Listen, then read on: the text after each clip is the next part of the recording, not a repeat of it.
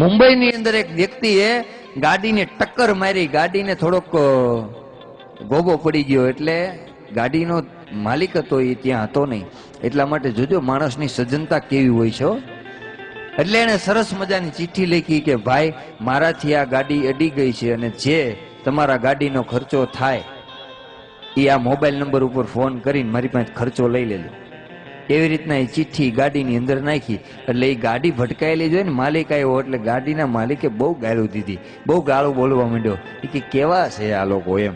પણ જ્યાં બારીનો કાચ ખોલ્યો ને જ્યાં બારણું ખોલ્યું ત્યાં અંદર એક ચિઠ્ઠી પડી હતી કે ભાઈ તમારી ગાડી મારા લીધે ભટકાણી છે, તમારા ગાડીનો ખર્ચો આ મોબાઈલ નંબર ઉપર લઈ જાઓ. તો એ માણસ બહુ ખુશ થઈ ગયો, બહુ એટલે બહુ.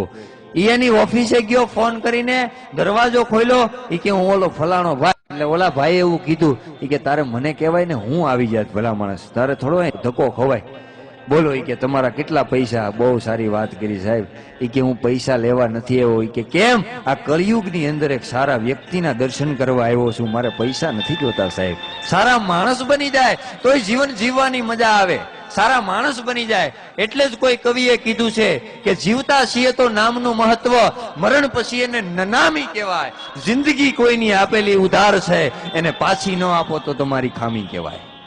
રડતા રડતા આવ્યા હતા જિંદગીમાં, હસતા જાઓ તો વાત જામી કહેવાય. બાકી તો ઘણા જીવે છે ને ઘણા મરે છે, એ બધી ગુલામી કહેવાય. આવા સમાજ માટે, આવા દેશ માટે કોક ક્યાંક જગ્યાએ શહીદ થાવ ને એનું નામે સલામી કહેવાય.